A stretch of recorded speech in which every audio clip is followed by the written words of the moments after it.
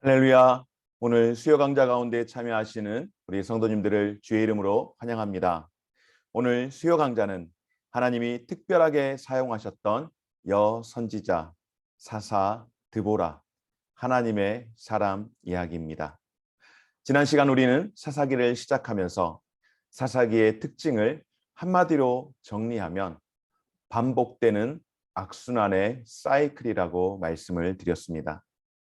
이스라엘의 죄와 반역, 그리고 심판을 통한 징계, 회개와 구원, 그리고 또다시 반역으로 반복되는 그 악순환의 사이클 속에서 하나님이 자기 백성을 구원하기 위해 어떻게 사사를 세웠는지를 함께 살펴보았습니다. 오늘 이 시간에는 하나님이 이스라엘의 사사로 세우신 지혜가 충만한 여인 드보라의 삶과 그녀의 사역을 또 함께 조력했던 인물들을 살펴보려고 합니다. 그녀는 하나님 앞에서 그 사역을 감당하기 위해 자신에게 주어진 은사를 10분 활용했습니다. 구원하시는 하나님의 능력에 대한 큰 믿음을 그녀는 보여주었고, 오늘 그녀의 삶에서 우리는 하나님께 순종하며 지혜의 그 용기를 발휘하는 모습을 보면서 또한 구원하시는 하나님의 은혜에 감사와 찬송을 드리는 그 모습을 볼 때 오늘 우리의 삶 가운데도 구원하시는 하나님의 그 은혜에 감사와 찬송으로 우리의 신앙을 도전하는 귀한 시간 되기를 소망하며 오늘 강의를 시작하도록 하겠습니다. 오늘 첫째로 함께 살피기를 원하는 것은 바로 믿음의 사람은 하나님을 위해 그 은사를 사용한다라고 말씀을 합니다. 말씀 한번 볼까요? 에웃이 죽으니 이스라엘 자손이 또 여호와의 목전에 악을 행하매 여호와께서 하솔에서 통치하는 가나안 왕 야빈의 손에 그들을 파셨으니 그의 군대 장관은 하로셋 학고임에 거주하는 시스라요 야빈 왕은 철병거 900대가 있어 20년 동안 이스라엘 자손을 심히 학대했으므로 이스라엘 자손이 여호와께 부르짖었더라. 그때에 라피도세 아내 여선지자 드보라가 이스라엘의 사사가 되었는데 아멘. 이스라엘은 또다시 사사기의 그 악순환의 사이클에 빠졌습니다. 여러분, 이스라엘의 우상 숭배 어디에서 기인한 것일까요? 바로 불신앙에서 기인한 것이라고 할 수 있습니다. 그래서 그들이 다른 신을 쫓으며 구할 때 어떻게 했습니까? 하나님께서 오늘 말씀하십니다. 또 여호와의 목전에 악을 행하매 또 행했다라고 하는 것은 여러분 계속되는 반복된 죄 한두 번이 아니라는 거죠. 바로 반복되는 죄가 계속해서 일어나고 있다라고 하는 것을 방증합니다. 여러분, 죄의 습관이, 죄의 무서움이 무엇인 줄 아십니까?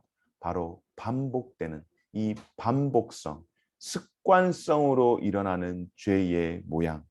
여러분, 오늘 이 시간 하나님 앞에서 기도할 때에 주님, 나로부터 시작되어지는 아님 내게서 일어나는 반복되는 습관성의 이 죄의 고리들을 끊어내게 하여 주옵소서.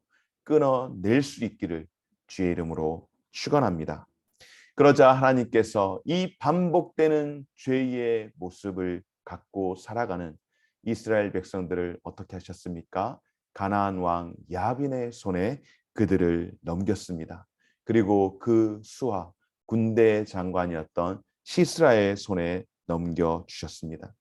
무려 20년 동안 가나안에게 핍박을 받으며 학대를 받게 했고 결국 그들은 자신들의 죄와 자신들의 잘못을 깨닫고서 이제 다시 한번 하나님을 부르짖습니다.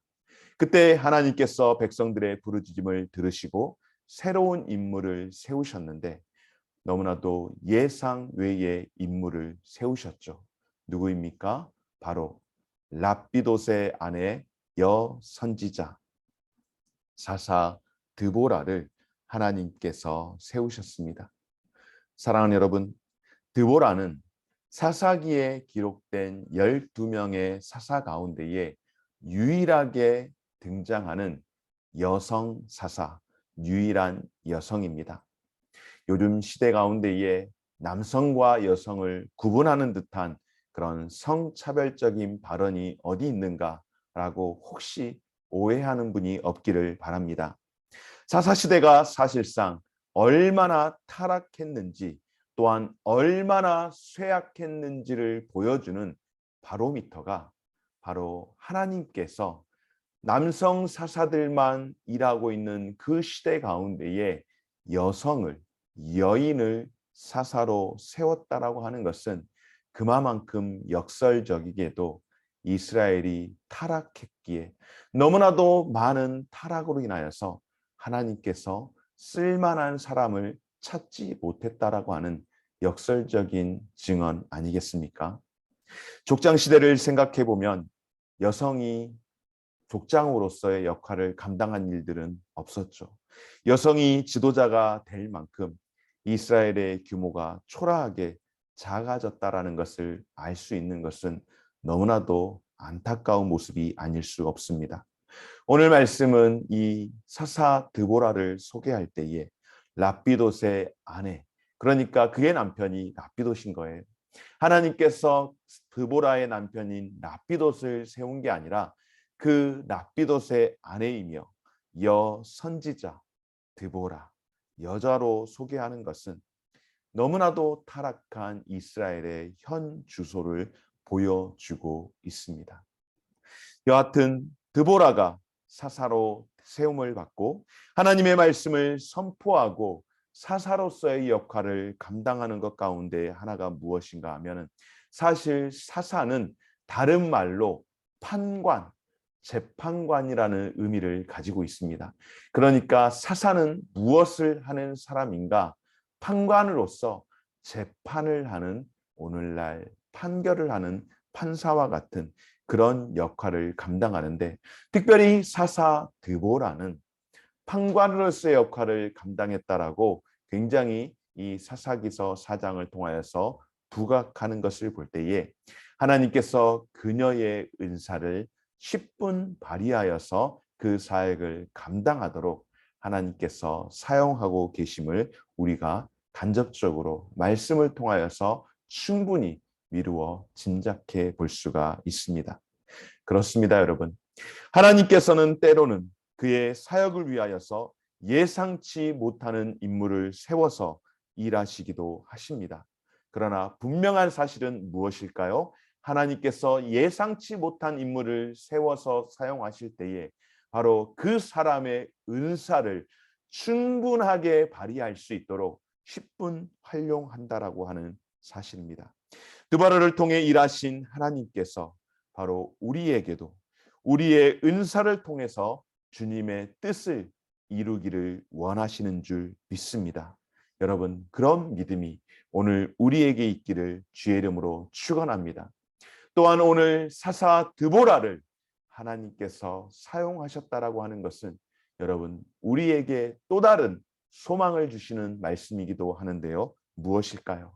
바로 하나님 앞에서 귀하지 않은 성도가 없으며 하나님 앞에서 쓰임받지 못할 성도가 없다라는 사실을 우리가 기억했으면 좋겠습니다. 여러분, 저와 여러분들 가운데에 하나님 앞에 쓰임받지 못할 인생은 아무도 없으며 하나님 앞에 모두 다 귀하게 쓰임받을 수 있는 각자 각양의 은사를 가지고 하나님의 귀한 사역을 감당할 수 있는 인생임을 다시 한번 기억하고 여러분의 스스로에게 하나님 앞에서 귀한 존재임을, 귀한 자존감을 갖고 살아갈 수 있는 성도들의 삶이 되시기를 주의 이름으로 축원합니다.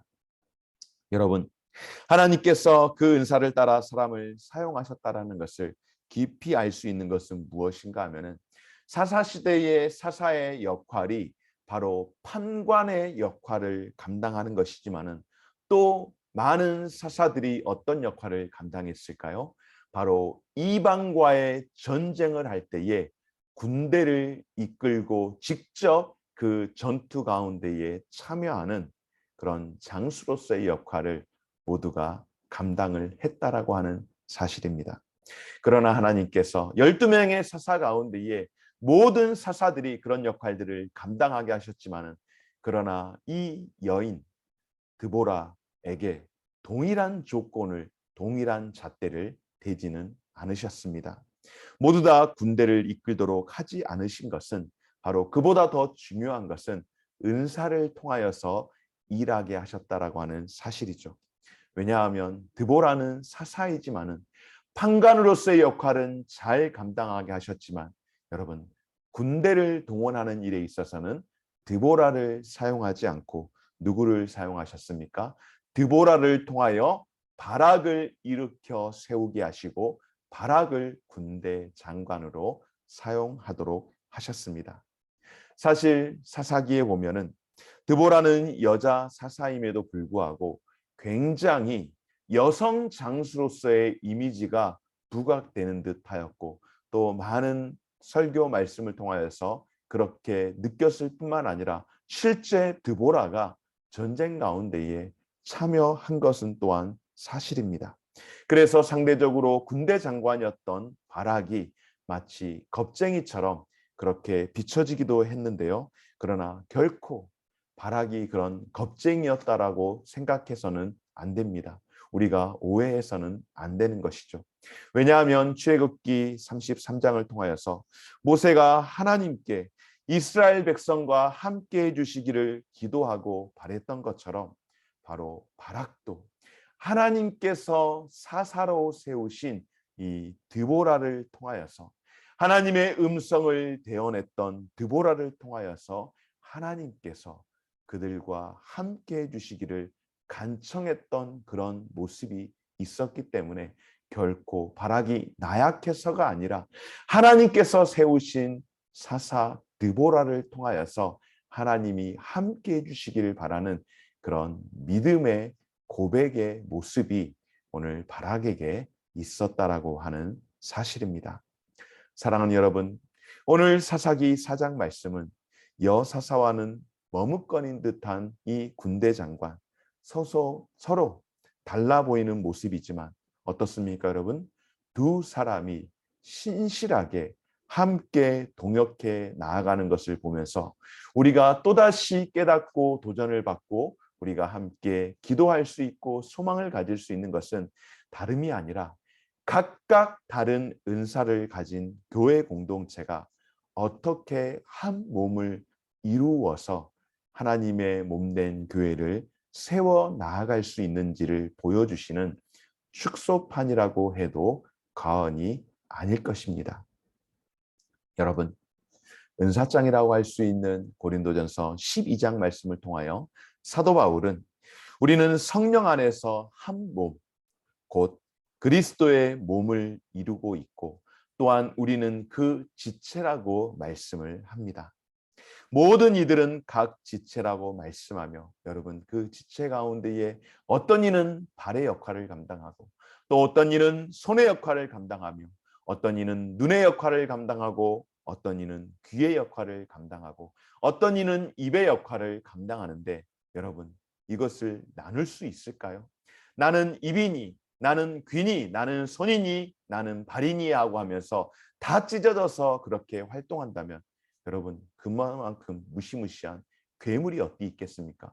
그리고 그것이 어떻게 한 몸이라고 이야기할 수 있습니까? 끔찍한, 다 사지가 절단된 모습이라고 할 수 있지 않겠습니까? 그런데 그것이 한 몸을 이루어서 그 역할을 감당할 때에 너무나도 아름다운 예수 그리스도의 몸이 되고 교회 공동체가 된다라고 하는 사실입니다. 그렇습니다, 여러분.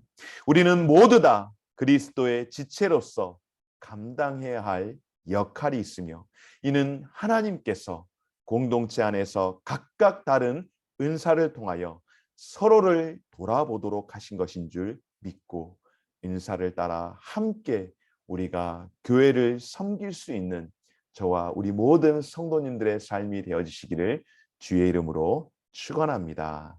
아멘. 오늘 두 번째로 함께 살피기를 원하는 것은 바로 믿음의 사람은 불가능한 상황 가운데서도 오직 믿음으로 살아가는 삶인 줄 믿습니다. 오늘 사사기 4장 14절에서 15절 말씀 한번 볼까요? 드보라가 바락에게 이르되 일어나라.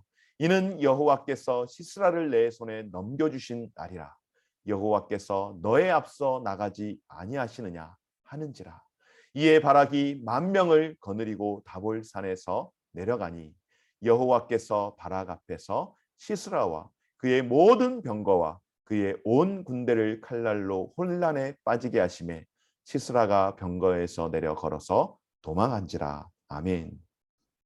여러분, 바락의 10,000명의 군대가 아무리 대단하다고 할지라도 시스라의 철병거, 오늘날로 말하면 전차가 900대입니다.